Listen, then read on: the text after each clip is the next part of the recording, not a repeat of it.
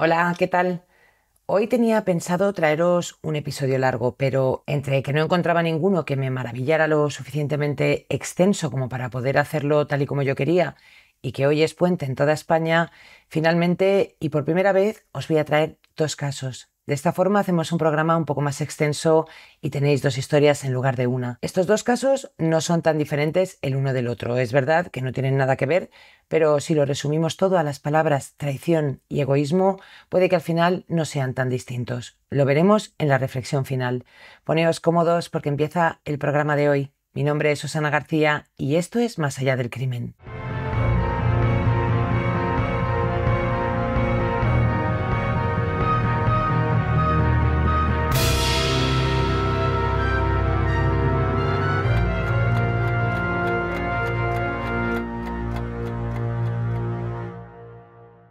Alisa Burkett.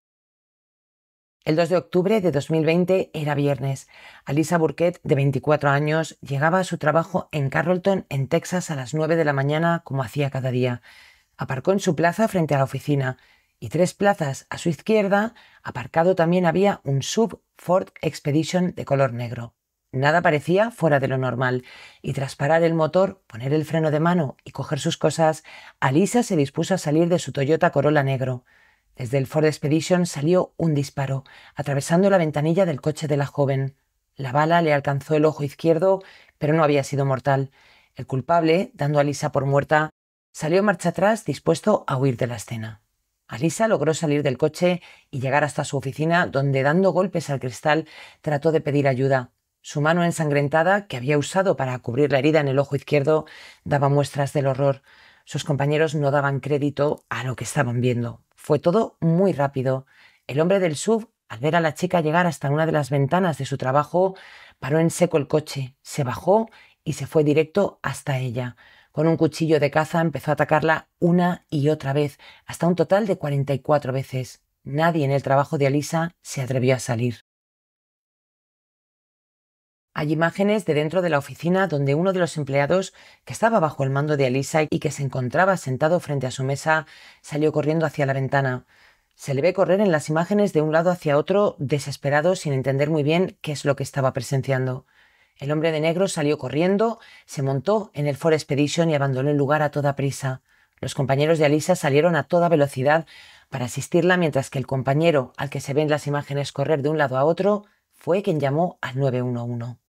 911, ¿cuál es la dirección de la emergencia? Alguien se ha acercado y ha disparado a mi subdirectora. ¿Dónde está el tirador? Se ha marchado en su coche, se ha ido hace literalmente un segundo. Alisa seguía viva para cuando los paramédicos llegaron a la escena, pero falleció poco tiempo después. En la escena habían encontrado la funda de un cuchillo y los investigadores tenían claro que este crimen no podía haberlo cometido un desconocido. Acuchillar 44 veces a una persona bien parecía algo mucho más personal. Los testigos aseguraron que habían visto el SUV negro y a un hombre vestido de oscuro, pero no sabían más. Unos aseguraron que el atacante era negro y otros que no lo podían determinar, ya que llevaba un pasamontañas. La familia de Alisa fue llegando al lugar del crimen, donde, rotas de dolor, su madre y su hermana se lamentaban de lo ocurrido. La madre de la chica fue quien puso a la policía al tanto de lo que podía haber ocurrido. She even said, I think he's the kind of person that's gonna try to kill me. And he did. And he did. Oh my God. Le dijo a los agentes que el culpable de la muerte de Alisa era Andrew Beard, su exnovio. Hacía apenas unos días que el juez le había otorgado la custodia de la niña que ambos tenían. Andrew Beard y Alisa estaban inmersos en una desagradable batalla por la custodia de su hija de apenas un año, Willow Ann. Una batalla que comenzó cuando Alisa aún estaba embarazada. Alisa y Andrew se habían conocido en una aplicación de citas 2 años antes. Él era casi 9 años mayor, tenía un buen trabajo en una empresa de herramientas, una casa muy grande e incluso una avioneta. Era un hombre al que las cosas en lo laboral y económico le iban bien. Tuvieron una aventura, no era nada serio, pero entonces ella descubrió que estaba embarazada. Al principio la idea no fue del todo positiva para Lisa. Apenas llevaba unos meses con este chico y todo había ocurrido muy rápido. Pero a medida que avanzaba el embarazo, los temores de Alisa se convirtieron en emoción, especialmente cuando supo que era una niña. El 23 de julio del año 2019, Alyssa dio a luz a una niña a la que llamó Willow. Poco tiempo después de tener a su hija, Alyssa volvió a la universidad y consiguió un buen trabajo como asistente de administración de propiedades. Andrew y ella comenzaron teniendo custodia compartida. Él tenía a Willow unos días a la semana, pero seguía presionando para obtener la custodia principal, arrastrando a Alyssa a audiencias judiciales y vaciando su cuenta bancaria. Ella estaba aterrorizada. Andrew ganaba mucho más dinero que ella y tenía una casa. Tenía todas las cosas materiales que ella no tenía, así que temía que él fuera a quedarse con la custodia de la niña. En marzo de 2020, cuando Willow tenía 8 meses, las cosas parecía que iban mejor. Los padres finalmente llegaron a un acuerdo sobre las visitas y la manutención de la niña, así que las cosas parecieron calmarse. En la primavera de 2020 parecía que la amarga batalla por la custodia entre Alyssa y Andrew había llegado finalmente a su fin. Alyssa tenía un nuevo novio llamado Ben y Andrew se enamoró perdidamente de una mujer llamada Holly Elkins, alguien que le encantaba a su madre Lisette. Alyssa estaba muy contenta de que él empezara a salir con otra persona. Esta nueva novia de Andrew, Holly, le envió este mensaje a Alyssa: «Espero tener una relación muy sana contigo y Ben». Y Alyssa le respondió: «Espero que tu influencia ayude, porque nada más me gustaría que todos tuviéramos una relación sana». A pesar del mensaje de Holly, Andrew de repente se volvió hostil con Alyssa y una vez más exigió la custodia principal de Willow, lo que llevó a Alyssa de nuevo a los tribunales. Él siempre era muy brusco, muy grosero y tenía unas formas bastante no apropiadas, vamos a decirlo así. Alyssa empezó a sentir la incómoda sensación de que alguien la vigilaba constantemente y grabó un vídeo que subió a sus redes sociales. «Hola a todos, me llamo Alyssa. Este último año he estado pasando por una batalla por la custodia de mi hija, una muy desagradable. Tengo una niña de 1 año y me ha afectado mucho a mi salud mental y física. Dicho esto, me he vuelto mucho más fuerte en el proceso y supongo que mi mensaje es que pases por lo que pases, aguanta, puedes hacerlo y mantenerte fuerte».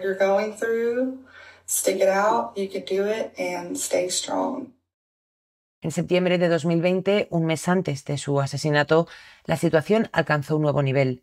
Un hombre que dijo llamarse Frank Morrow llamó al 911 y denunció que Alyssa vendía drogas desde el maletero de su coche. En el trabajo vi lo que me pareció que era alguien vendiendo drogas desde su camioneta. Podía olerlo y verlo. «De acuerdo, ¿qué tipo de vehículo es?» «Es un Toyota Corolla pequeño. Tengo una matrícula». «De acuerdo, estupendo. ¿Cuál era su apellido?» «Morrow». Actuando sobre esta pista, los agentes de policía de Carrollton se presentaron en la oficina de alquiler de Green Tree Apartments y se enfrentaron a Alyssa. Ella les dio las llaves de su coche y ellos abrieron el maletero. Y dentro encontraron drogas, un arma y algo de dinero en efectivo, exactamente donde el informante había dicho que estarían. Con el miedo de pensar que podía perder a su hija, Alyssa lo pasó muy mal. Para su suerte, tras interrogarla, la policía tuvo claro que ella no sabía nada de las drogas y el arma que había en el maletero de su coche. Llegaron a la conclusión de que esos objetos habían sido colocados allí. La persona que llamó había intentado tenderle una trampa. La prueba más contundente, un localizador de GPS instalado en el vehículo de Alyssa.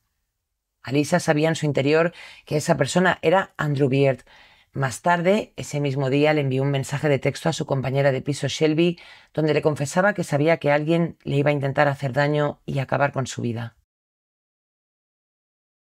Empezó a tener miedo, sentía paranoia, sabía que alguien la seguía, sabía que lo hacía en cada momento, y si habían intentado incriminarla en un tema de drogas, sabía que esto solo podía ir a peor.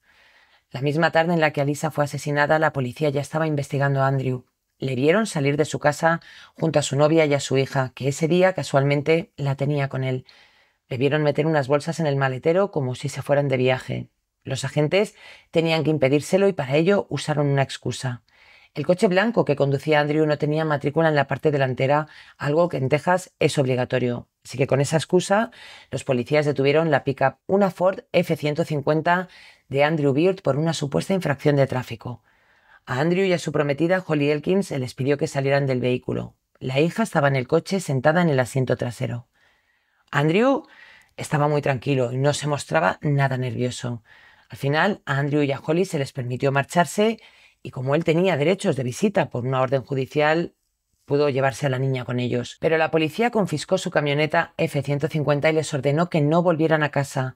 Andrew, Holly y Willow se fueron a se fueron a un Airbnb. Los agentes ya tenían una orden de registro de la casa de Andrew. Esa misma noche encontraron en una de las mochilas de Andrew Beard como un sobre con notas incriminatorias garabateadas, notas que estaban relacionadas con la llamada al 911 de Frank Morrow. Frank Morrow era la persona que había llamado para informar de que Alyssa vendía drogas. El número de matrícula de Alyssa, estaba el color, el modelo del vehículo, tenían todos los datos. También encontraron una caja con un localizador GPS a la vista, estaciones de carga y baterías que coincidían con el dispositivo de rastreo que los detectives descubrieron en el coche de Alyssa después del crimen. Así que este es el dispositivo que se colocó en su coche y que formaba parte de su plan para pillarla haciendo algo que él creía que no debía hacer con el fin de obtener una ventaja en la disputa por la custodia de su hija. El registro de la Ford F-150 incautado en el control de tráfico reveló más pruebas impactantes. Dentro, un frasco de maquillaje, un tono muy oscuro. Lo llevaba esta chica, la nueva novia, y tal vez era el mismo maquillaje que había despistado a los testigos del crimen de Alyssa, que habían declarado haber visto a una persona negra salir huyendo de la zona. Los agentes pudieron comprobar que el SUV Ford Expedition negro lo habían comprado recientemente para perpetrar la masacre contra su exnovia. La encontraron abandonada a unos 500 metros de la casa de Andrew. La condujo hasta el lugar y huyó de vuelta a su casa a la mañana del crimen. Una de las cámaras de seguridad de la zona captó a Andrew salir corriendo del coche tras estacionarlo ahí. Dentro del vehículo encontraron múltiples manchas de sangre que más tarde se comprobó que era la sangre de Alyssa. También encontraron otra parte de su disfraz, una barba falsa. Todo esto llevó a la policía a obtener la orden de arresto contra Andrew Beard, que se había estado alojando en un Airbnb con su ahora prometida, Holly Elkins, su hija y también su madre, Lisette. Lisette, que estaba encantada con la nueva novia que se había echado su hijo. Le informaron de que iba a ser arrestado y que necesitaba presentarse en una comisaría. Y así lo hizo. Y Andrew Beard fue acusado de asesinato. Su novia Holly se ofreció voluntaria para hablar con la policía y dijo literal: «Quiero ayudar, de verdad, pero no tengo ninguna respuesta», incrédula de que el hombre con el que planeaba casarse fuera capaz de cometer un asesinato. Así que le dije a todos mis amigos y familiares que estaba comprometida con el hombre más maravilloso del planeta, y ahora la gente quiere que crea que no es así. Y hay muchos obstáculos emocionales para intentar creer eso, lo entiendo.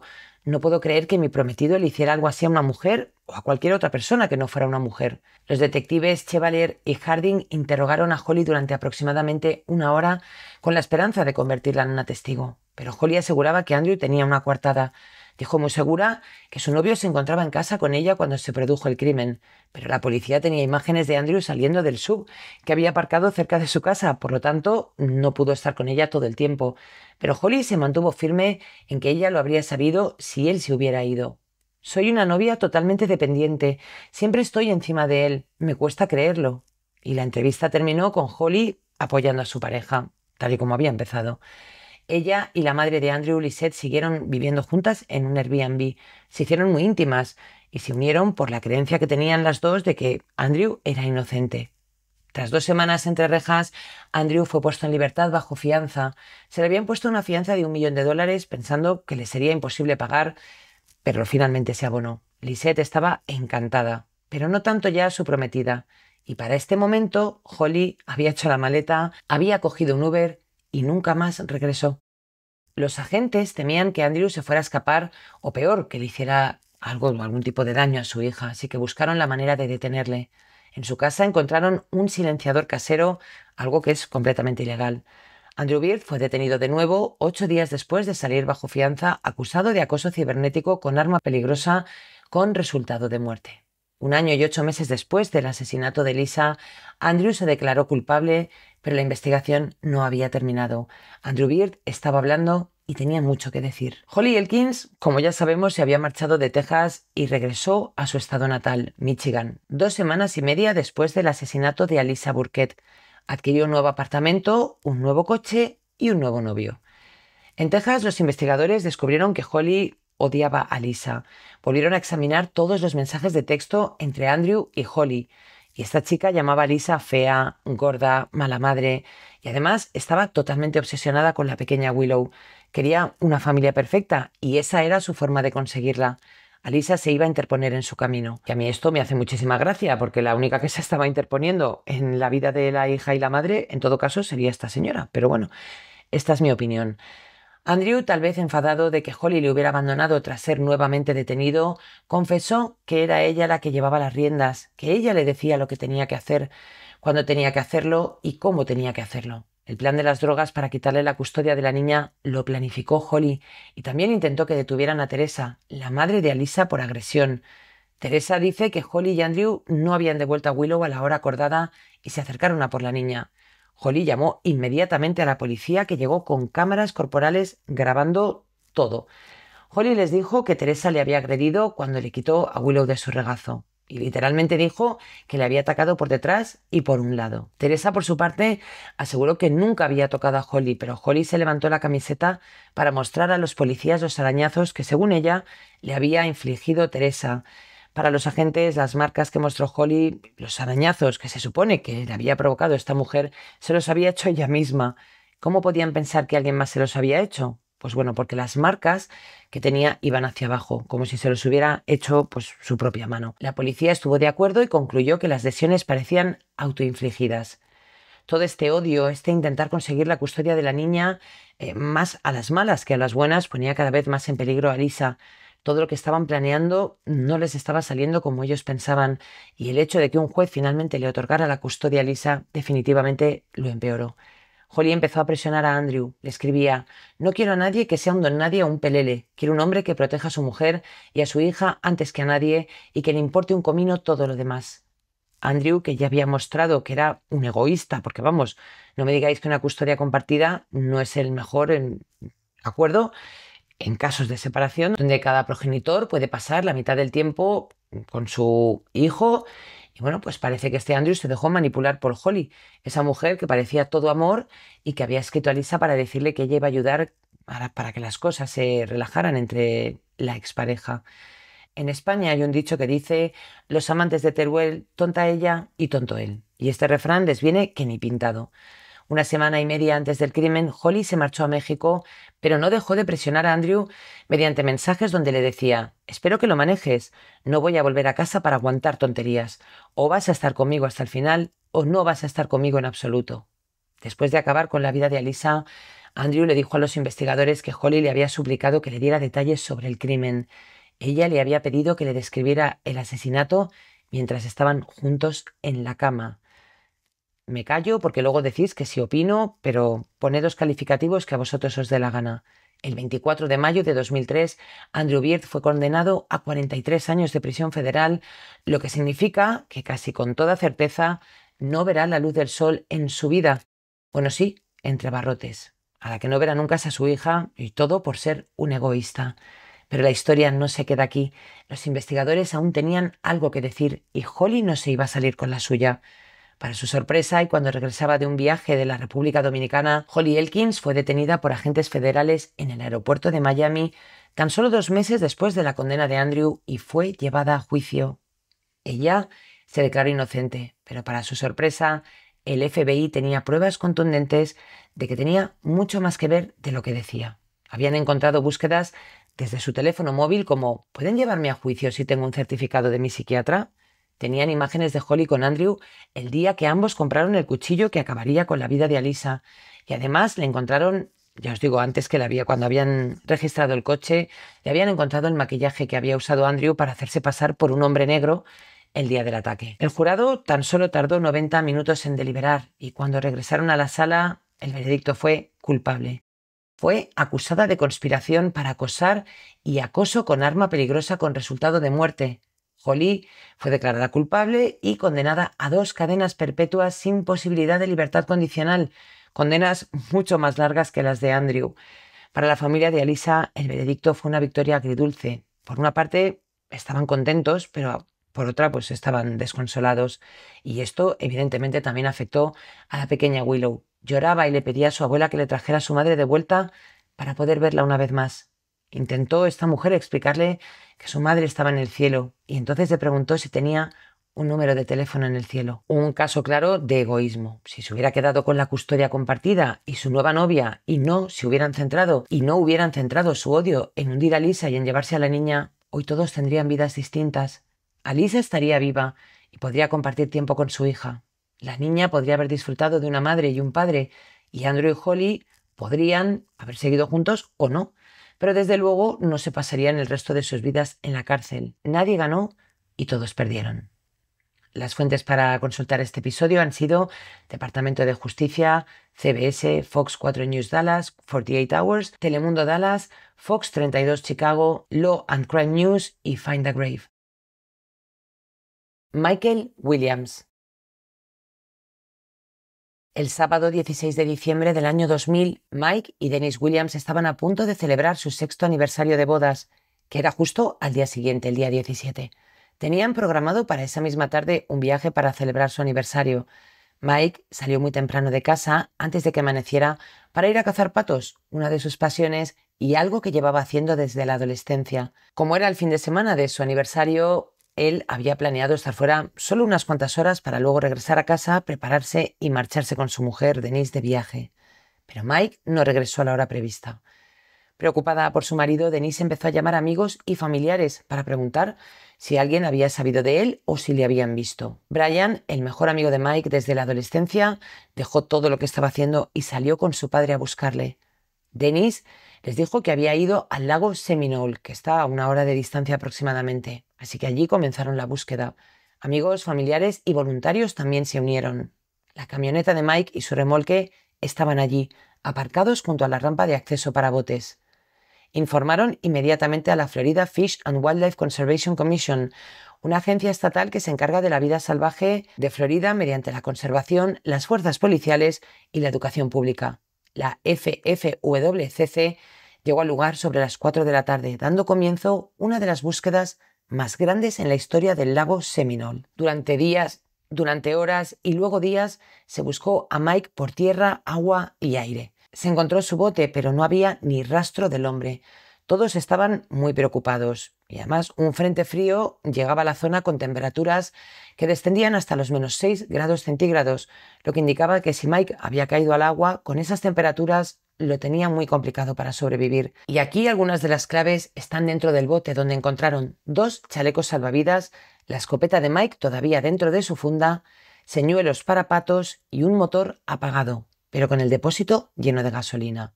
Si el depósito estaba lleno y el arma seguía en su funda, fuera lo que le hubiera ocurrido a Mike, había tenido que ser muy rápido. No le había dado tiempo a cazar ni a nada. Inicialmente pensaron que Mike estaba conduciendo, chocó el bote con algún tronco o una rama sumergida y salió despedido y cayó al agua. Como llevaba puestas las botas de pesca altas, éstas se habrían llenado de agua y lo habrían arrastrado hasta el fondo antes de que pudiera quitárselas.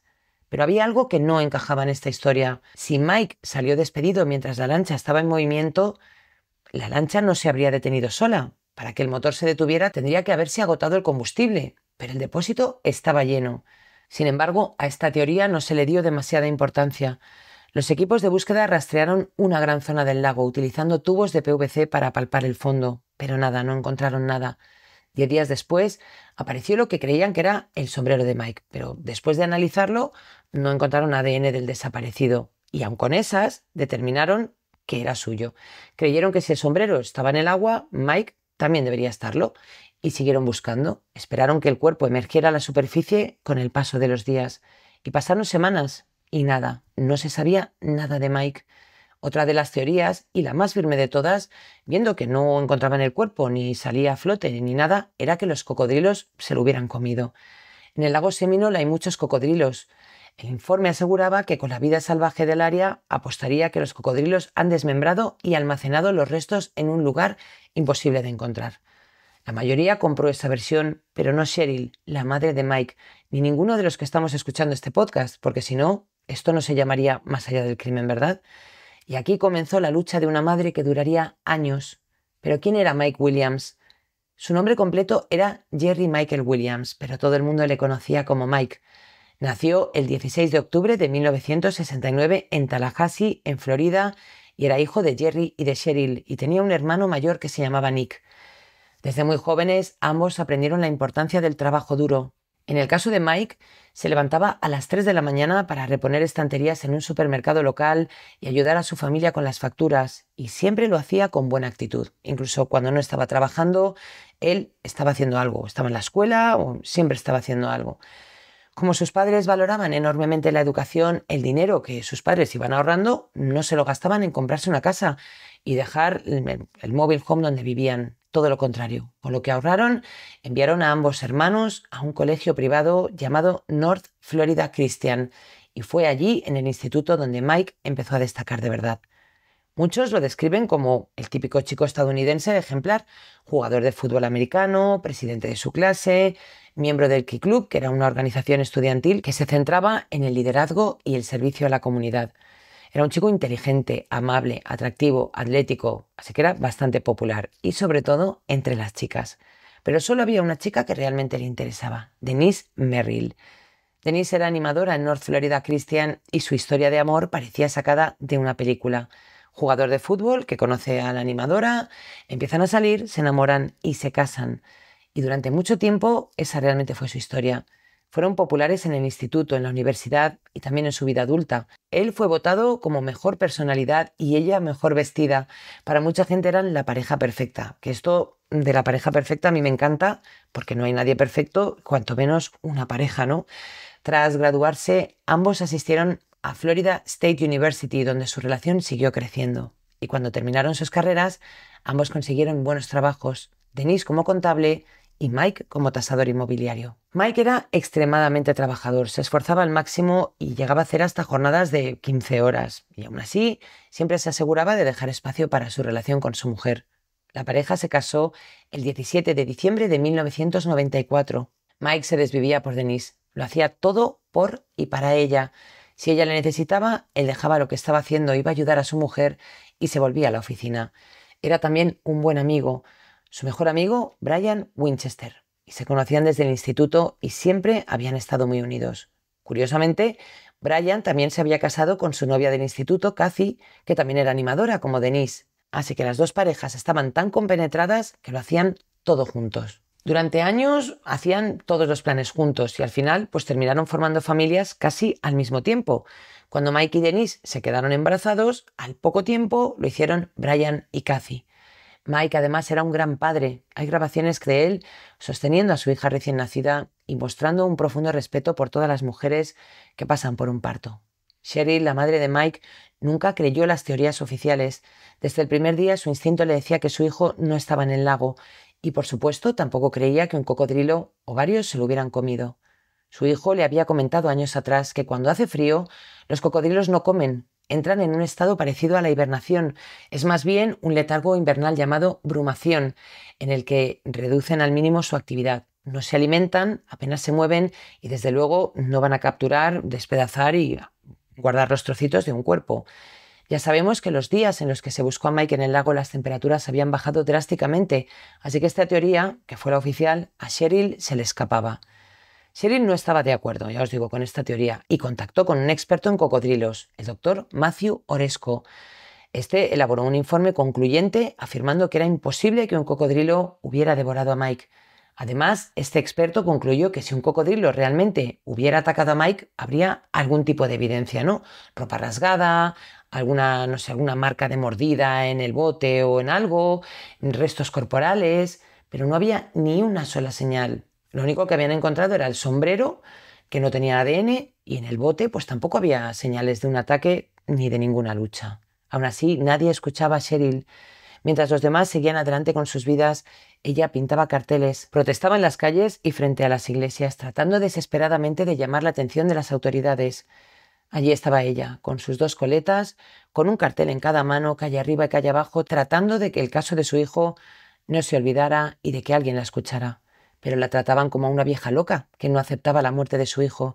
Incluso cuando la búsqueda oficial terminó, después de 44 días, Cheryl no se rindió. Sin embargo, Denise, la mujer de Mike, pareció aceptar el desenlace fatal de su marido y hasta se molestaba con Cheryl por seguir dándole vueltas a un caso que para ella ya estaba cerrado.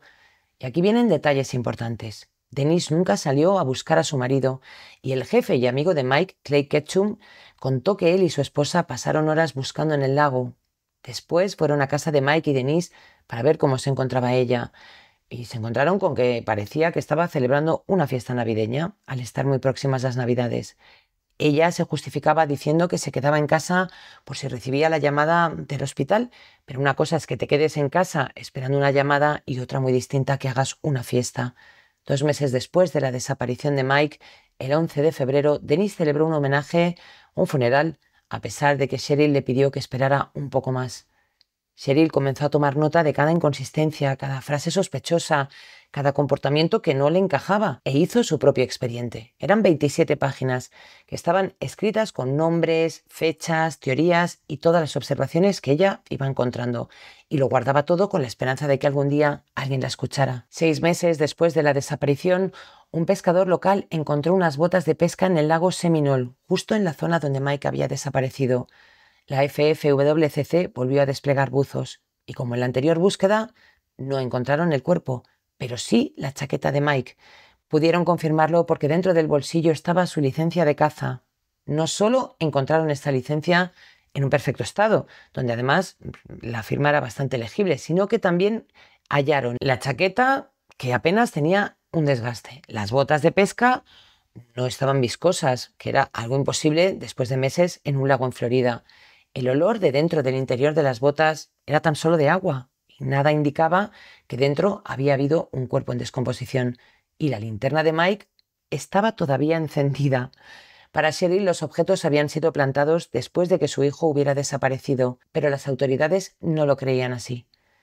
Todo esto ocurrió al tiempo en el que Denise había pedido un certificado oficial de defunción, que era necesario junto con un funeral que ya se había encargado ella de celebrar para poder cobrar las pólizas del seguro que tenía Mike.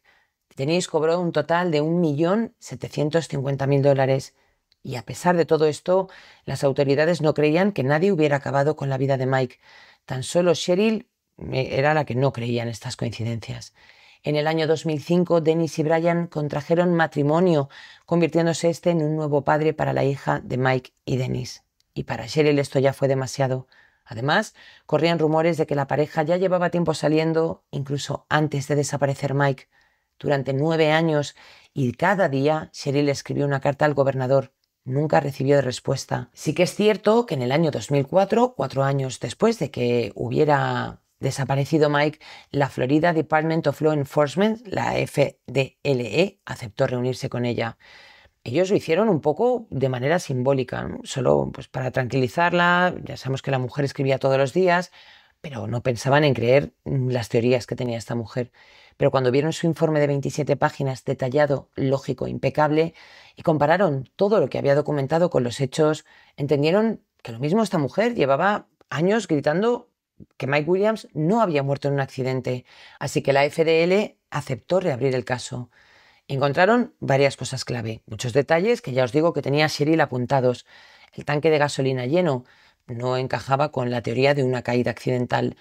Las pólizas del seguro, una era de más de $1.000.000 que Mike justo había adquirido un año antes de morir, y quien se la había vendido, Brian Winchester, su mejor amigo y ahora el marido de su mujer. Las prendas que habían encontrado en el lago pues justo habían aparecido cuando Denise necesitaba pruebas para obtener el certificado de defunción, que era necesario precisamente para cobrar el seguro, y estaban en demasiado buen estado para haber estado 6 meses bajo el agua. Recordamos que en el bote había 2 chalecos salvavidas, y es que Mike nunca salía solo. ¿Y para quién era el segundo chaleco? Y el nombre que surgió pues fue obvio: Brian. El hecho de que la pareja se casara a los ojos de los investigadores tenía muy mala pinta.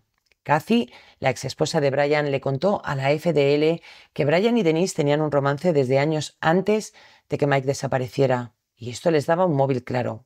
Ya no solo era un rumor, sino que alguien cercano a la pareja podía corroborar que Brian y Denise habían sido infieles a sus parejas, lo que podría indicar un motivo, aunque esto no era una prueba irrefutable. Brian no había estado en casa la mañana que Mike desapareció.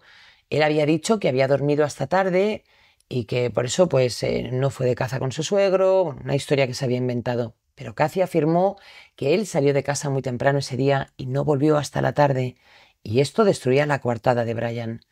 También hubo un testigo que identificó a Brian en un reconocimiento diciendo que lo había visto en el lago Seminole la mañana de la desaparición de Mike, y lo tenía clarísimo. En cuanto vio la foto dijo, este es.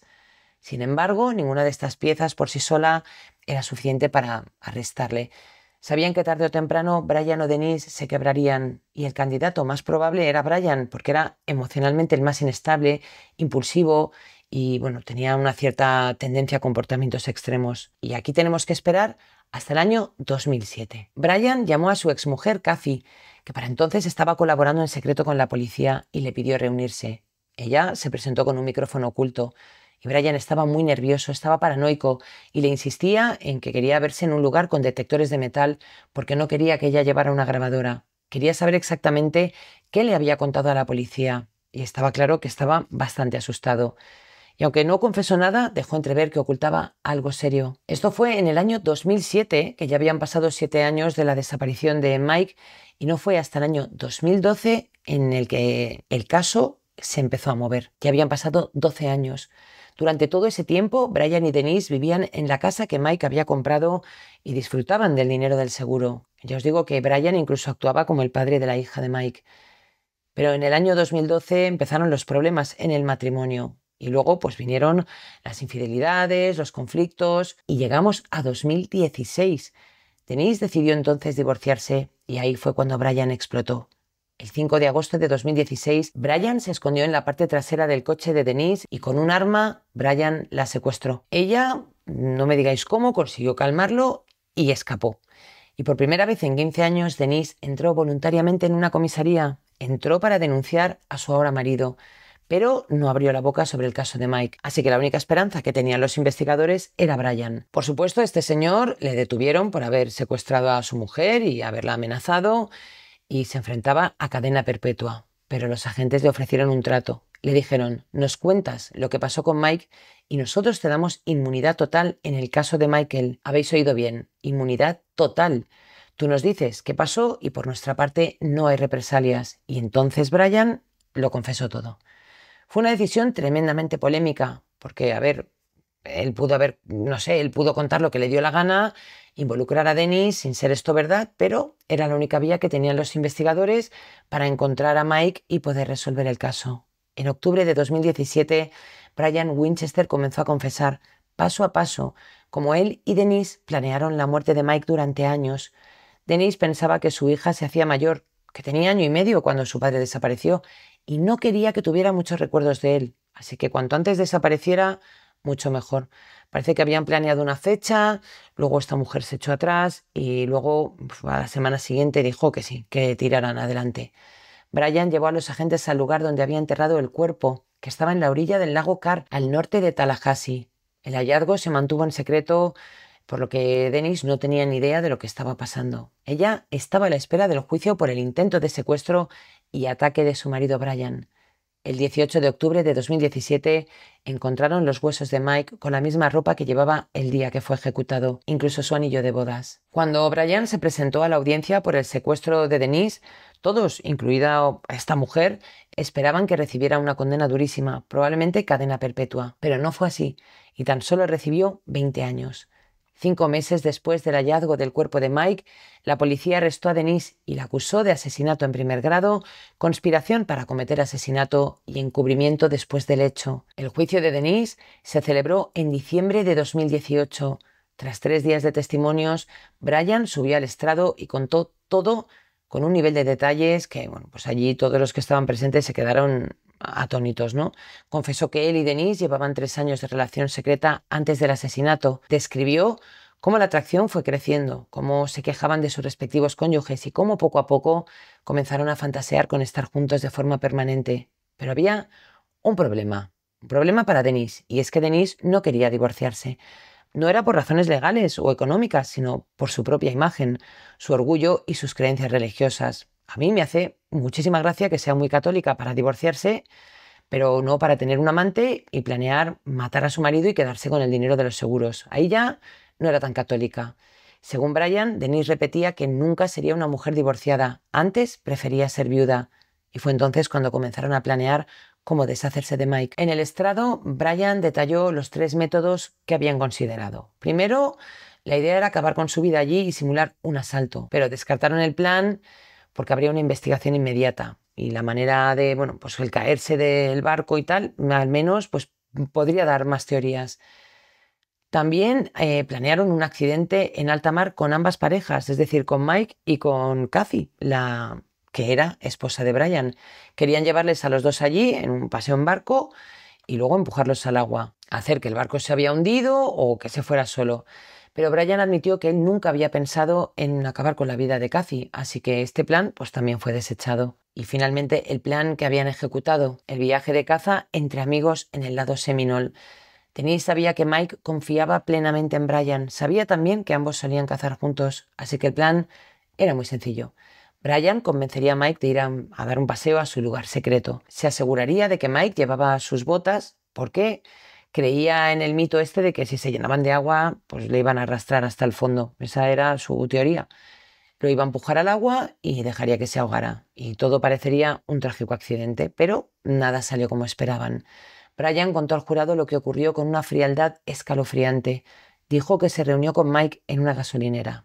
Le mintió, diciendo que su móvil no tenía batería para evitar registros de llamadas y lo siguió hasta el lago. Ya en el bote logró que Mike se levantara, fingiendo un problema con el motor, y entonces lo empujó. Pero Mike no se hundió. Consiguió quitarse las botas y la chaqueta. Nadó hasta una zona donde pudo más o menos agarrarse y se sostuvo allí, aterrorizado y confundido. Y Brian estaba en pánico. Mientras Mike pedía ayuda, Brian no sabía qué hacer y entonces tomó la decisión final. Sacó su escopeta, la cargó y acabó con su vida mientras cerraba los ojos. Durante el juicio, mientras este señor contaba cómo había acabado con la vida de su amigo, había un silencio sepulcral. Brian entonces contó que llevó el cuerpo hasta la lancha, lo metió en su coche, se fue a su casa y allí pues improvisó una nueva coartada. Se fue a dormir, a descansar con el cuerpo de su amigo en el coche. Después fingió que se despertaba, despertó a su mujer. Después se fue al coche, donde el cuerpo aún sangraba, y allí dejó un reguero de sangre. Lo que pasa que lo lavó con una manguera. Compró una lona, una pala y pesas en una tienda cercana, donde incluso se encontró con un conocido. Enterró a Mike en la zona fangosa del lago Carr, sabiendo que cuando el nivel del agua subiera, el cadáver quedaría oculto para siempre. Y así estuvo oculto 17 años. El testimonio de Brian, sumado a años de pruebas circunstanciales y comportamiento sospechoso, convenció al jurado. Denise se declaró no culpable y su defensa se centró en un único punto. Brian es un asesino y un mentiroso. Su testimonio no puede confiarse, pero el jurado no estuvo de acuerdo. A pesar de todo, Denise fue declarada culpable de los 3 cargos y fue condenada a cadena perpetua y otras condenas adicionales por conspiración y encubrimiento. Un año después de ser sentenciada, Denise apeló y el tribunal revocó 2 de las 3 condenas. Es decir, revocaron el asesinato en primer grado, el encubrimiento y mantuvieron la conspiración para acabar con la vida de Mike. Esto lo que hizo fue reducir su sentencia a 30 años en lugar de tener una cadena perpetua. Durante la nueva audiencia, la hija de Mike y Denise, ya adulta, pidió misericordia para su madre, declarando que no creía que ella hubiera participado en el complot para acabar con su padre. Aún así, la condena por conspiración se mantuvo y Denise cumple actualmente su pena. La madre de Mike, aún con sus 2 coletas, habló durante el juicio. La mujer, muy mayor y ya en silla de ruedas, contó cómo nunca creyó las versiones oficiales y cómo poco a poco había ido recopilando ese pequeño libro en el que iba anotando todo lo que no le encajaba del caso. Una mujer a la que la propia iglesia llamaba vieja loca por creer que a su hijo le habían quitado la vida, lloraba ante el juez reconociendo que en todo momento había hecho lo que le había dictado su corazón.